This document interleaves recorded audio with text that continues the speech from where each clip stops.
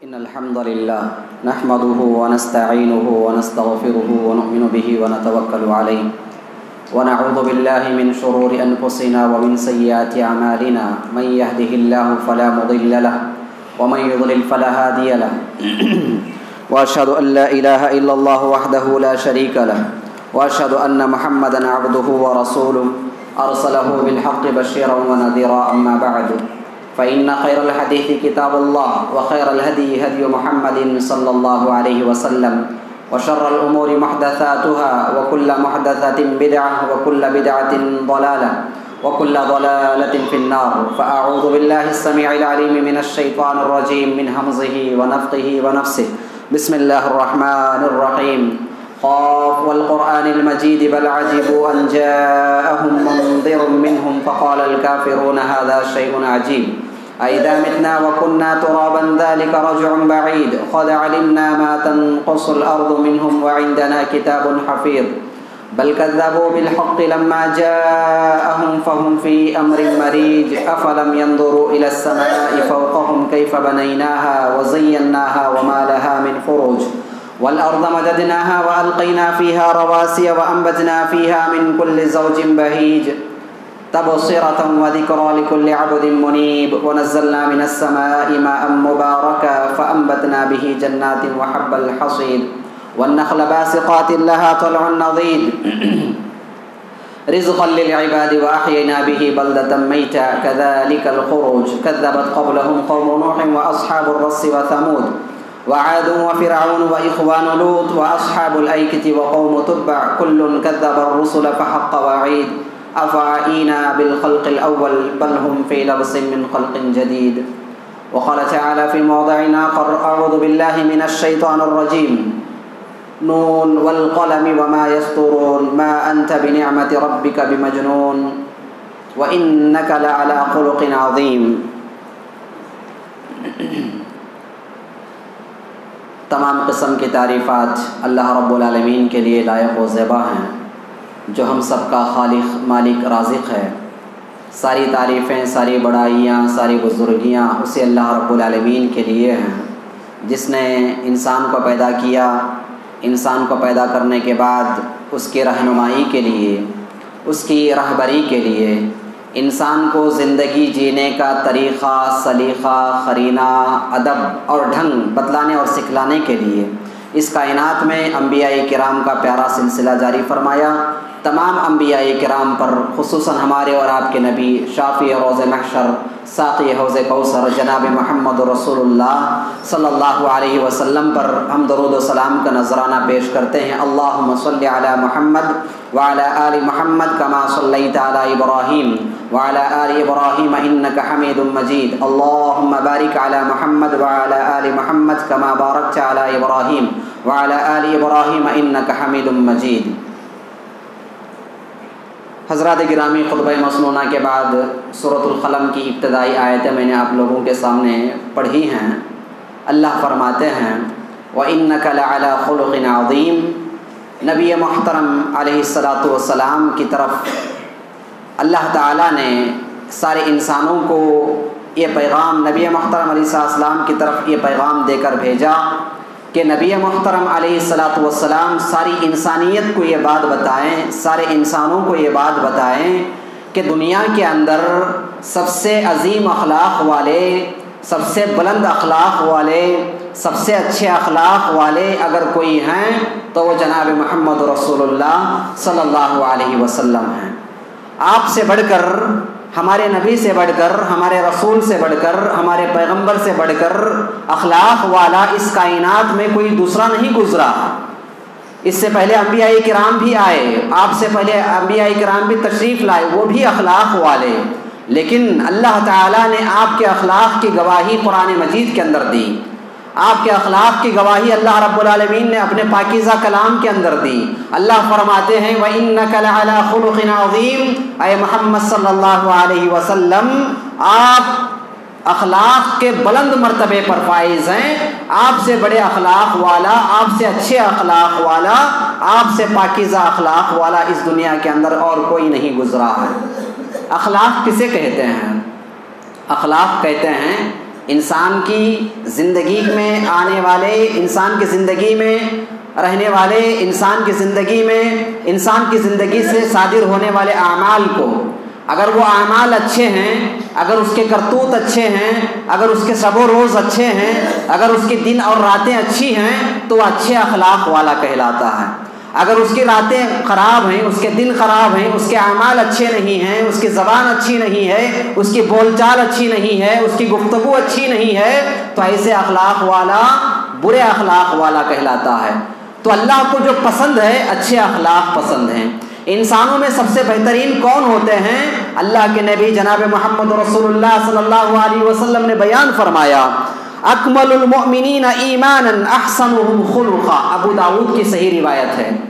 اللہ کے نبی جناب محمد رسول اللہ صلی اللہ علیہ وسلم نے ارشاد فرمایا، مومنوں میں سب سے بہتر، مومنوں میں سب سے کامل، سب سے اچھا مومن وہ ہے جس کے اخلاق اچھے ہیں، جس کے اخلاق اچھے ہیں، جس کی بول چال اچھی ہے، جس کا چال چلن اچھا ہے، جس کے معاملات اچھے ہیں، جس کی گفتگو اچھی ہے، جس کے معاملات دوسروں کے ساتھ جب وہ معاملات کرتا ہے تو وہ اپنے معاملات میں پورا اترتا ہے، اس کی زبان سے کبھی جھوٹ نہیں نکلتا، وہ جب بھی بولتا ہے سچ بولتا ہے، اس کی زبان کبھی جھوٹ کو پسند نہیں کرتی، اس کا دل کسی کو تکلیف دینا پسند نہیں کرتا، اس کا دل کسی کو گالی دینا پسند نہیں کرتا، اس کا دل کسی کی غیبت کرنا پسند نہیں کرتا۔ ایسا آدمی، ایسا مومن اچھے اخلاق والا ہے اور کامل مومن ہے، پورا مومن ہے۔ اللہ کے نبی جناب محمد رسول اللہ صلی اللہ علیہ وسلم ارشاد فرماتے ہیں، ان من احبکم الی احسنکم اخلاقا۔ اللہ کے نبی علیہ السلام نے کیا پہلی بار ارشاد فرمائی، ہم میں سے کون ایسا انسان ہے، کون ایسا مسلمان ہے جو یہ نہیں چاہتا کہ وہ اللہ کے نبی علیہ السلام کا پسندیدہ بن جائے، نبی محترم علیہ الصلوۃ والسلام کا محبوب ساتھی بن جائے۔ اللہ کے نبی خود فرماتے ہیں، مجھے سب سے زیادہ وہ آدمی پسند ہے۔ کیا فرمایا؟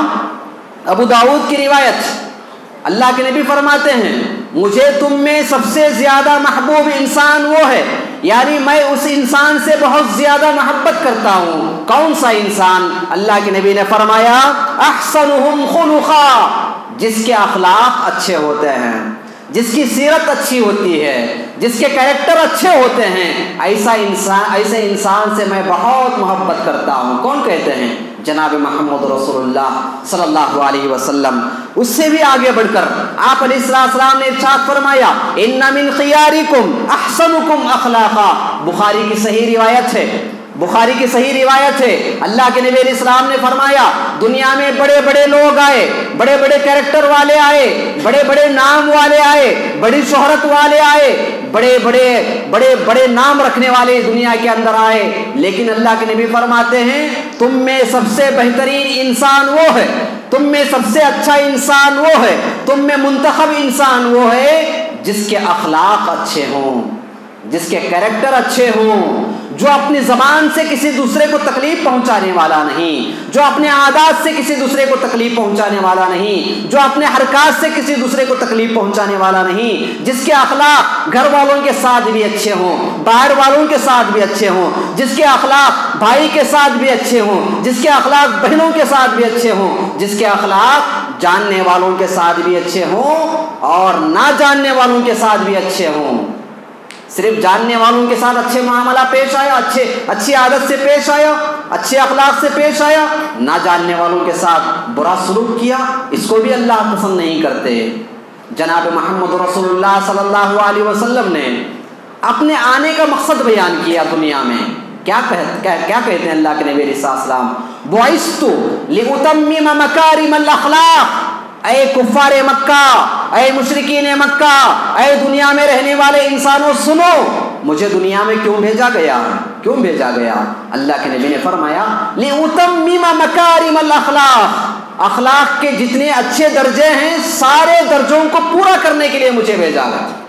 یعنی مطلب یہ ہے کہ میں اخلاق کی تکمیل کے لیے یہاں پہ بھیجا گیا ہوں، اخلاق سکھانے کے لیے بھیجا گیا ہوں۔ اسلام کیسے پھیلا میرے بھائیوں؟ لوگ الزام لگانے والے الزام لگاتے ہیں کہ اسلام تلوار کی زور پر پھیلا، اسلام دہشت گردی کے دو زور پر پھیلا، اسلام مسلمانوں کی طاقت کی وجہ سے پھیلا۔ بالکل غلط بات ہے، بالکل غلط بات ہے۔ مائیکل ہارٹ کون نہیں جانتا اس کو؟ بڑا آدمی گزرا ہے، بہت بڑا مورخ، تاریخ لکھنے والا گزرا ہے، اسٹوڈنٹس جانتے ہیں اس کا نام مائیکل ہارٹ، بڑا عظیم انسان، دنیا جس کو جانتی ہے۔ عیسائی تھا، پادری تھا، عیسیٰ علیہ السلام کے مذہب کو ماننے والا تھا۔ اور عیسائی کون ہوتا ہے؟ مسلمانوں کا بڑا دشمن۔ مسلمانوں کے دو بڑے دشمن ہیں، ایک یہودی ہیں اور دوسرے عیسائی ہیں۔ اسی کو سورۃ الفاتحہ کے آخر میں اللہ نے بیان کیا، غیر المغضوب علیہم ولا الضالین۔ یہودیوں اور نصرانیوں کے راستے پر ہمیں نہ چلا۔ یہودی اور نصرانی، یہودی اور عیسائی مسلمانوں کے سب سے بڑے دشمن۔ مسلمانوں کا سب سے بڑا دشمن عیسائی۔ مائیکل ہارٹ، اس نے ایک کتاب لکھی دی ہنڈریڈس کے نام سے۔ کیا لکھا اس نے؟ دنیا کے 100 بڑے انسان، دنیا جب سے بنی ہے تب سے لے کر آخر تک دنیا کے 100 بڑے انسان، اس نام سے اس نے کتاب لکھی، دی ہنڈریڈ کے نام سے۔ اور دی ہنڈریڈس میں سب سے پہلا نام کس کا آیا؟ اپنے ماننے والے، جس کی وہ عبادت کر رہا ہے، جس پر وہ ایمان لا چکا ہے، ان کا نام نہیں لکھا۔ اپنے نبی عیسیٰ علیہ السلام کا نام نہیں لکھا۔ اس نے کس کا نام لکھا؟ اللہ اکبر، قربان جائیں، اس نے نام لکھا، پہلا نام محمد، دا پروفٹ محمد صلی اللہ علیہ وسلم۔ اندازہ لگائیں، ایک عیسائی، دشمن مسلمانوں کا، اسلام کا دشمن، لیکن جب اخلاق کی بات آئی، جب اس کے کیریکٹر کی بات آئی، کیریکٹر کے حساب سے سب سے پہلا جو نام لکھا اس نے، ہمارے نبی جناب محمد رسول اللہ صلی اللہ علیہ وسلم کا نام سرے فہرست نمبر 1 پہ لکھا اس نے۔ آپ کی تاریخ پہلے نمبر پہ اس نے لکھا۔ اور کتاب لکھتے وقت میں اس نے یہ بات بھی لکھی کہ میرے ماننے والے، میرے فرقے سے تعلق رکھنے والے، میرے مذہب سے تعلق رکھنے والے مجھ پر تنقید کریں گے، میرے خلاف بولیں گے، یہ عیسائی ہو کر مسلمانوں کے نبی کا نام سب سے پہلے اس نے لکھا ہے، تو میں ان کا جواب یہ دے رہا ہوں کہ میں نے سارے لوگوں کی زندگیوں کو پڑھا ہے، حتیٰ کہ عیسیٰ علیہ السلام کی زندگی کو بھی میں نے پڑھا ہے، لیکن جو مکمل زندگی مجھے محمد صلی اللہ علیہ وسلم کی ملی، جو اخلاق مجھے محمد صلی اللہ علیہ وسلم کے ملے، ویسے اخلاق میں نے کسی میں نہیں دیکھے۔ اللہ اکبر۔ اپنے ماننے والے نبی عیسیٰ علیہ السلام کو اس نے تیسرے نمبر پر رکھا، جبکہ عیسیٰ علیہ السلام کا درجہ کم نہیں ہے، لیکن اندازہ لگائے، ایک کافر ہو کر، ایک مشرک اور ایک مسلمانوں کا دشمن ہو کر، اس نے ہمارے نبی کا نام سب سے پہلے کیوں رکھا؟ یہی وجہ میرے بھائیوں کہ ہمارے نبی کے اخلاق سب سے اونچے اخلاق تھے، سب سے اعلیٰ اخلاق تھے، مسلمانوں کے ساتھ بھی، غیر مسلموں کے ساتھ بھی، بچوں کے ساتھ بھی، جوانوں کے ساتھ بھی، بوڑھوں کے ساتھ بھی، بچوں کے ساتھ بھی۔ اللہ اکبر۔ اب کیا بتائیں، صحابہ کرام ایک جنگ میں نکلے ہیں، اللہ کے نبی علیہ السلام کو معلوم ہوا کہ مسلمانوں نے کافروں پر قبضہ پا لیا، فتح پا گئے ان پر، لیکن آپ کو وہاں پہ ایک بات یہ بھی معلوم ہوئی کہ مسلمانوں نے، چند مجاہدوں نے کیا کیا ہے، بڑوں کے ساتھ ساتھ بچوں کو بھی مار دیا، بڑوں کے ساتھ ساتھ بچوں کو بھی مار دیا۔ اللہ اکبر۔ نبی محترم علیہ السلام کو معلوم ہوا، مجاہدین کو آپ نے ایک میدان میں جمع کیا، جمع کرنے کے بعد کہا کیا ہو گیا ہے تم لوگوں کو، تم نے بچوں کو مارا ہے، میں نے سنا ہے کہ تم نے بچوں کو قتل کیا ہے۔ 3 مرتبہ آپ علیہ السلام نے کہا کیا ہو گیا تم کو، تم نے بچوں کو مارا، کیا ہو گیا تم نے بچوں کو مار دیا۔ کہنے والوں نے کہا اللہ کے نبی مشرکوں کے بچے تھے، کافروں کے بچے تھے، مارنے میں کیا حرج تھا۔ اللہ کے نبی علیہ السلام نے کیا پیارا جواب دیا، ان کو کہا تم بھی کبھی مشرکوں کے بچے تھے، آج تم کو اللہ نے اسلام کی توفیق سے نوازا ہے، ہو سکتا ہے اللہ تعالیٰ آئندہ ان کو اسلام کی توفیق سے نواز دیتا، وہ مسلمان بن جاتے۔ بچوں کے ساتھ رحم و کرم کا معاملہ کیا کرو۔ بزرگوں کے بارے میں کیا کہا اللہ کے نبی علیہ السلام نے؟ بزرگوں کے بارے میں کہا کہ جس گھر کے اندر بزرگ ہوتے ہیں، جس گھر کے اندر سفید بال والے بزرگ ہوتے ہیں، ان گھروں کے اندر برکتیں نازل ہوتی ہیں، ان گھروں کے اندر برکتیں نازل ہوتی ہیں، ان کے ساتھ اچھا برتاؤ کرو۔ بزرگوں کے ساتھ بھی آپ کے معاملات اچھے، آپ کے اخلاق اچھے، جوانوں کے ساتھ بھی آپ کے اخلاق اچھے۔ آج ضرورت ہے ہمیں جناب محمد رسول اللہ صلی اللہ علیہ وسلم کے اخلاق کو اپنانے کی، آج ضرورت ہے ہمیں نبی محترم علیہ السلام کی سیرت کو اپنانے کی، آپ کی زندگی کو اپنانے کی۔ آپ کی زندگی کو اپنائے بغیر، آپ کے اخلاق کو اپنائے بغیر ہم مسلمان نہیں رہ سکتے، ہمارا ایمان کامل نہیں ہو سکتا۔ اسلام تلوار کے زور پہ نہیں بلکہ اخلاق کے زور پر پھیلا ہے۔ نبی محترم علیہ الصلوۃ والسلام کے اخلاق کے زور پر پھیلا ہے۔ اللہ اکبر، کیا بتائیں، مکہ فتح ہوا یعنی مسلمانوں کو کامیابی ملی۔ مسلمان مکہ کی حکومت اپنے ہاتھ میں لینے والے ہیں جناب محمد رسول اللہ صلی اللہ علیہ وسلم۔ ایک بادشاہ جب کسی ملک میں جاتا ہے تو وہاں کی رعایا کو قتل کرتے ہوئے، وہاں کے بچوں کو قتل کرتے ہوئے، وہاں کی کھیتیوں کو تباہ کرتے ہوئے داخل ہوتا ہے۔ لیکن ہمارے نبی کی سیرت ہم دیکھیں، جب آپ مکہ میں فاتحانہ طور پر داخل ہوئے، لشکر کتنا؟ 10,000 کا لشکر آپ کے ساتھ ہے۔ 10,000 مسلمانوں کو لے کر مکہ میں داخل ہو رہے ہیں، بغیر لڑائی کے مکہ فتح ہو گیا۔ اب ظاہر سی بات ہے، پرانی جو دشمنی تھی، کیا دشمنی تھی مسلمانوں کو مکہ والوں سے، کہ ان کے گھروں سے ان کو نکال دیا گیا تھا، ان کی کھیتیاں چھین لی گئی تھی، ان کے گھر چھین لیے گئے تھے، ان کی اولاد چھین لی گئی تھی، ان کے روپیے پیسے چھین لیے گئے تھے، ان کے گھروں پر قبضہ کر کے ان کو اپنے مکہ سے نکال کر مدینہ بھیج دیا گیا تھا۔ اب دوبارہ جب اللہ نے ان کو ہمت دی، طاقت دی، مکہ پر جب مسلمان دوبارہ قابض ہو گئے، مسلمانوں کے ہاتھ میں جب مکہ آیا تو بعض مسلمانوں نے مکہ میں داخل ہوتے ہوئے ایک بات کہی۔ کیا بات کہی؟ الیوم یوم الملحمہ۔ ان کی زبانوں پر تھا، آج انتقام کا دن ہے، آج بدلے کا دن ہے۔ جس طریقے سے ان کافروں نے ہم کو مکہ سے نکالا تھا، ہمارے گھروں سے بے گھر کیا تھا، ہماری کھیتیوں کو انہوں نے چھین لیا تھا، ہمارے بچوں کو انہوں نے چھین لیا تھا، ہم کو بے یار و مددگار مکہ سے نکال دیا تھا، خالی ہاتھ ہم مکہ سے گئے تھے۔ آج جب ہم کو یہاں پہ فتح ملی ہے، آج ہم کیا کریں گے؟ الیوم یوم الملحمہ، آج بدلے کا دن ہے، آج ہم ان سے بدلا دیں گے، آج ہم ان کا خون بہائیں گے، آج ہم ان کی گردنیں کاٹیں گے، آج ہم ان پر ظلم و ستم کریں گے۔ صحابہ کرام کی زبان سے ایسے کلمے نکلے۔ ابو سفیان، آپ علیہ السلام کے چچا، انہوں نے سنا، ابھی یہ بھی مسلمان نہیں ہوئے تھے۔ سننے کے بعد انہوں نے جا کر نبی علیہ السلام سے کہا، اے اللہ کے نبی، اے محمد صلی اللہ علیہ وسلم، آپ کے ساتھی اپنی زبان سے ایسا کلمہ کہہ رہے ہیں۔ کیا کلمہ کہہ رہے ہیں؟ آج بدلے کا دن ہے۔ اللہ کے نبی علیہ السلام کو معلوم ہوا تو کیا کہا آپ علیہ السلام نے؟ کہا، اے لوگو، تم کہہ رہے ہو الیوم یوم الملحمہ۔ ملحمہ کہتے ہیں گوشت والے دن، یعنی قتل کر دینے کا دن، گوشت کاٹے کا دن۔ اللہ کے نبی نے فرمایا کہ اے لوگو، تم الیوم یوم الملحمہ کہہ رہے ہو، میں اس کے بجائے دوسرا کلمہ تم کو میں بتا رہا ہوں، تم یہ کہو۔ اللہ کے نبی نے اعلان کیا کہ الیوم یوم المرحمہ، رے کے ساتھ، را کی آواز کے ساتھ، آج بدلے کا دن نہیں بلکہ رحم و کرم کا دن ہے، آج ہمارے اخلاق دکھانے کا دن ہے، اپنے اخلاق کو لوگوں پر ظاہر کرو۔ اللہ اکبر۔ کون تھے ان کافروں میں، ان مکہ والوں میں؟ کتنے بڑے بڑے ظالم، کتنے بڑے بڑے دشمن ہمارے نبی علیہ الصلوۃ والسلام کا اور اسلام کے۔ ابو سفیان خود سب سے بڑے دشمن تھے محمد صلی اللہ علیہ وسلم کے۔ جنگ احد میں جو نبی محترم علیہ السلام کے دانت ٹوٹے تھے، کس کی وجہ سے ٹوٹے تھے؟ ابو سفیان کی وجہ سے رضی اللہ عنہ۔ بعد میں انہوں نے اسلام قبول کیا۔ اتنے بڑے دشمن، وحشی بن حرب مکہ میں تھا۔ وحشی بن حرب کون ہے؟ حضرت حمزہ رضی اللہ عنہ کو شہید کرنے والا، شہید کر کے ان کے کلیجے کو چیر کر، ان کے کلیجے کے ٹکڑے ٹکڑے بنا کر اپنے گلے کا ہار بنانے والا اتنا بڑا دشمن، اتنا بڑا دشمن۔ سفیان، ابو سفیان کی بیوی ہند، یہ انہوں نے اس کو ایک کام دیا تھا کہ ابو حمزہ رضی اللہ عنہ کو شہید کر کے ان کا کلیجہ چیرا جائے، ان کا کلیجہ کاٹ کر ان کے جسم سے باہر کر دیا جائے۔ اتنے بڑے بڑے دشمنوں کو آپ علیہ السلام نے کیا کہا؟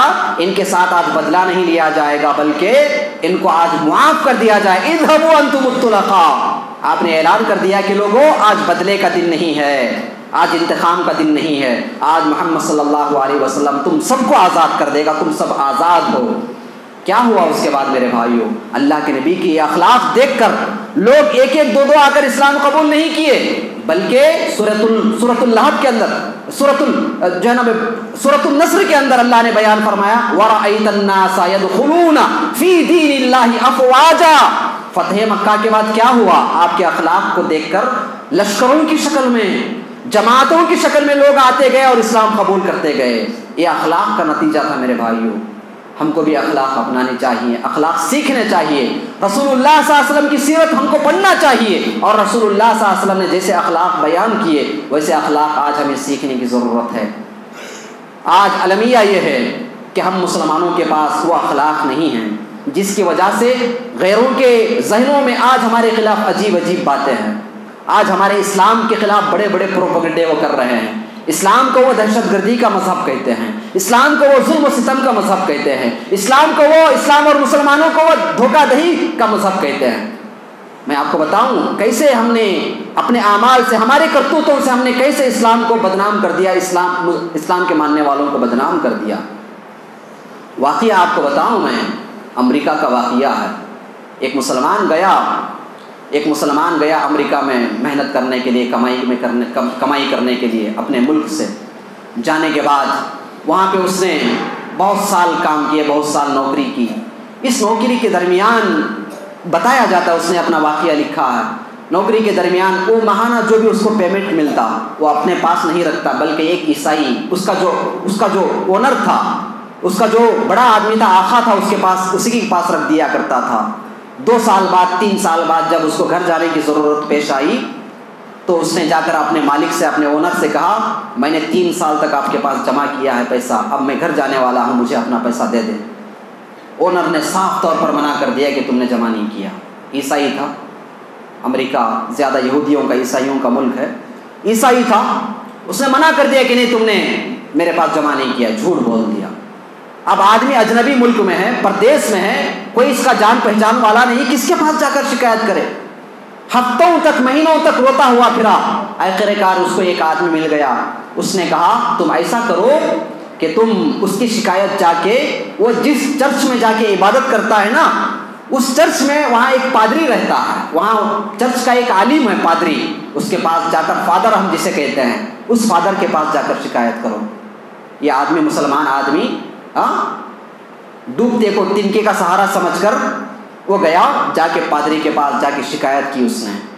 پادری نے پوچھا کہ اس کا نام کیا ہے, سارا ایڈریس لے لیا, اور پادری نے کہا کل آؤ, کل آنے کے بعد میں تم کو اس آدمی سے بلا کر میں بات کروں گا, ابھی تم چلے جاؤ, کل آنا تم میرے پاس. آدمی چلا گیا. جانے کے بعد پادری نے اس آدمی کو بلا بھیجا جو اس کا اونر تھا, جس نے منع کیا تھا پیسہ دینے سے, انکار کر دیا تھا. بلا بھیجا, بلا کر کہا, اس سے ایک سوال کیا, بہت لمبے سوالات اس سے نہیں کیے, ایک ہی بات اس سے کہی. اس سے سوال کیا, کیا سوال کیا, میں نے سنا ہے کہ تم مسلمان ہو گئے ہو. اندازہ لگائیں میری بات کا, ذرا آئندہ جو وہ بولنے والا ہے اس سے اس بات کا اندازہ لگائیں. پادری کہتا ہے اس اپنے جاننے والے سے, میں نے سنا ہے کہ تم مسلمان ہو گئے ہو. اب یہ ہکا بکا ہو گیا, حیران پریشان ہو گیا, کہنے لگا کہ فادر ایسا آپ کیوں کہہ رہے ہیں, میں مسلمان کیسے ہو سکتا ہوں, میں کیسے اسلام قبول کر سکتا ہوں, میں سوچ بھی نہیں سکتا اسلام قبول کرنے کا, مسلمان ہونے کا. مجھے تو سخت دشمن ہے ان سے, سخت الرجی ہے مجھے مسلمانوں سے, میں اسلام قبول نہیں کر سکتا. کہا کہ پھر اگر تم نے اسلام قبول نہیں کیا ہے تو مسلمانوں کے جیسے کام تم کیوں کر رہے ہو. اللہ اکبر. ذرا سوچے ان کے ذہنوں کے اندر مسلمانوں کا اور اسلام کے بارے میں کیسی غلط فہمیاں پیدا کر دی گئی ہیں, اور ہم نے اپنے اعمال سے, ہم نے اپنے کاموں سے کیسے ان کے ذہن کے اندر اپنا خاکہ بٹھا دیا. وہ کہتا ہے پادری, اگر تم نے اسلام قبول نہیں کیا ہے تو پھر مسلمانوں جیسے کام کیوں کر رہے ہو. یہ پھر حیران و پریشان ہوا, کہا میں نے ایسا کون سا کام کر دیا. کہنے لگا پادری سامنے سے, میں نے سنا ہے کہ تم نے اپنے ہی نیچے کام کرنے والے کے ساتھ دھوکہ دہی کا کام کیا ہے, تم اس کے پیسے لوٹ مار کر کھانے والے ہو. یہ سننا تھا. اس نے کہا کہ پادری مجھے معاف کر دیجئے, میری نیت بدل گئی تھی. اس کے بعد اس آدمی کو بلا بھیجا, بلا کر ساری رقم اس کے حوالے کر دی. ذرا اندازہ لگائیں کہ ایک مسلمان کے بارے میں کیسے کیسے خیالات ہیں لوگوں کے. اور ہم نے پیش بھی ویسے ہی کیا ہے اسلام کو, ہم نے اسلام کو ویسے ہی پیش کیا, اپنے عادات سے, اپنے اطوار سے, اپنی بول چال سے. ہمارے معاملات کیسے ہیں, دھوکہ دہی کے, خیانت کے, دغا بازی کے, اس طریقے کے ہمارے معاملات بھی ایسے ہی ہیں. اور ہم نے اسلام کو ویسے ہی پیش کیا ہے, اور لوگ بھی ویسا ہی ہم کو سمجھتے ہیں. ضرورت اس بات کی ہے کہ ہم اسلام کو صحیح انداز میں پیش کریں. صحیح انداز میں کیسے پیش کر سکتے ہیں؟ اپنے معاملات پاک و صاف رکھیں, جیسے نبی محترم علیہ السلام معاملات کو پاک و صاف رکھا کرتے تھے. اپنی بول چال پاک و صاف رکھیں, اپنی گفتگو پاک و صاف ہونی چاہیے. ہمارے معاملات, ہمارا لین دین جب ایک دوسرے کے ساتھ ہو, پاک و صاف ہونا چاہیے. خود مسلمانوں کے اندر یہ بات ہے خود مسلمانوں کے اندر یہ بات ہے، ہم خود کہتے ہیں کہ وہ مسلمان ہے تو اس کے ذرا سوچ سمجھ کر اس کے ساتھ معاملہ کرنا بھائی. اس کے ساتھ جب لین دین کا معاملہ آئے تو کہتے ہیں کہ ہندو ہے تو کافر ہے تو وہ پاک و صاف معاملہ کرے گا، لیکن مسلمان ہے ہم کہتے ہیں خود وہ مسلمان ہے، ذرا دیکھ بھال کے اس سے معاملہ کرنا، کب بدل جائے پتہ نہیں. اللہ اکبر، ایسے ہمارے اخلاق ہو چکے ہیں. ہمیں بدلنے کی ضرورت ہے اپنے آپ کو، اسلام میں اپنے آپ کو لانے کی ضرورت ہے. نبی محترم علیہ الصلوۃ والسلام کے پاکیزہ اخلاق کو اپنانے کی ضرورت ہے. جب تک نبی کے اخلاق کو ہم اپنائیں گے نہیں، نبی کے اخلاق پر عمل نہیں کریں گے، نبی کے اخلاق کو اپنی زندگی میں فٹ نہیں کریں گے، تب تک ہمارا کوئی بھی کام صحیح سے ہونے والا نہیں ہے، درست ہونے والا نہیں ہے. ہم غیروں کو یہی سکھائیں گے کہ ہم مسلمان دھوکہ دینے والے ہیں، ہم مسلمان رشوت لینے والے ہیں، ہم مسلمان فلاں کام کرنے والے ہیں، ہم مسلمانوں کی زبانوں پر جھوٹ رہتا ہے، ہم مسلمان سچائی کو اپناتے نہیں ہیں، ہمارے معاملات اچھے نہیں ہوتے ہیں، ہمارے لین دین اچھے نہیں ہوتے ہیں. یہی ایسا ہی خیال ان لوگوں کے دلوں میں رہا کرے گا. کب تک؟ جب تک ہم ہمارے نبی کے اخلاق کو نہیں اپنائیں گے. نبی محترم علیہ السلام بھی معاملات کرتے تھے، لین دین کرتے تھے، یہودیوں سے بھی آپ کے لین دین ہوا کرتے تھے. کتنے واقعات آپ کو ملے ہیں کہ بتائیں ہم. نبی محترم علیہ السلام لین دین کیا کرتے تھے، باقاعدہ یہودیوں سے بھی لین دین کیا کرتے تھے. آپ علیہ السلام کی وفات کا جب وقت آیا، اس وقت میں کیا تھا؟ آپ کی زرہ ایک یہودی کے گھر کے اندر گری ہوئی تھی. آپ کی زرہ ایک یہودی کے گھر کے اندر گری ہوئی تھی. تو معلوم یہ ہوا کہ معاملات کسی سے بھی کیے جا سکتے ہیں، لیکن معاملات کرتے ہوئے ہمیں اس بات کا خیال رکھنا ہے کہ اخلاق کو ہم گرنے نہ دیں، اپنے اخلاق کو گرنے نہ دیں. ہر ایک کے ساتھ اچھا برتاؤ کریں، چاہے وہ بچے ہوں، چاہے وہ بڑے ہوں، چاہے وہ جوان ہوں، چاہے وہ بزرگ ہوں، چاہے وہ 65 عمر کو کیوں نہ پہنچ چکے ہوں. ان کے ساتھ بھی ہمارے اخلاق کیسے ہونے چاہیے؟ اچھے ہی ہونی چاہیے. ایک یہودیہ لڑکی آپ علیہ السلام کے پاس دوڑتے ہوئے آئی، کہا کہ اے اللہ کے نبی ذرا سوچئے، ایک یہودی لڑکی آ رہی ہے نبی محترم علیہ السلام کے پاس، دوڑتے ہوئے آتی ہے، آ کر کہتی ہے اے محمد صلی اللہ علیہ وسلم، چند لوگ میرے پیچھے پڑے ہوئے ہیں، مجھے ستا رہے ہوں. یہودی لڑکی آ کر اللہ کے نبی علیہ السلام سے پناہ مانگ رہی ہے. سوچئے آپ کے اخلاق کتنے بلند تھے. یہودیوں کو بھی آپ کے اخلاق پر اعتماد تھا، بھروسہ تھا. ان کے اخلاق سب سے پاکیزہ اخلاق ہیں، ان کے اخلاق سب سے اچھے اخلاق ہیں. یہی وجہ تھی میرے بھائیوں، اسلام آج ہم تک پہنچا ہے. اگر اللہ کے نبی علیہ السلام کے اخلاق اچھے نہ ہوتے، اسی کو اللہ نے قرآن مجید کے اندر بیان کیا، وَلَوْ كُنْتَ فَظًّا غَلِيظَ الْقَلْبِ لَانفَضُّوا مِنْ حَوْلِكَ. اے اللہ کے نبی، اگر آپ سخت دل ہوتے، اگر آپ کے اخلاق اچھے نہ ہوتے، لوگ آپ کے آس پاس آ کے نہیں بیٹھتے بلکہ آپ سے دور بھاگ جاتے. یہ مثال آج ہمارے اوپر فٹ ہو رہی ہے.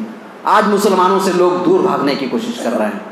اخلاق اچھے ہوں گے، خود بخود ہماری طرف لوگ مائل ہوں گے. اگر ہمارے اخلاق برے ہوں گے، لوگ ہم سے دور جانے کی کوشش کریں گے. اللہ کے نبی کے بارے میں یہی بات اللہ نے فرمائی، اے اللہ کے نبی آپ کے اخلاق اچھے ہیں، آپ کا دل پاکیزہ ہے، آپ کا دل نرم ہے، اسی لیے لوگ آپ کے آس پاس آتے ہیں، آپ کے قریب آ کر آپ کی بات سنتے ہیں. اگر آپ بھی اخلاق والے نہ ہوتے، آپ کے اخلاق اچھے نہ ہوتے، تو لوگ آپ سے دور بھاگتے.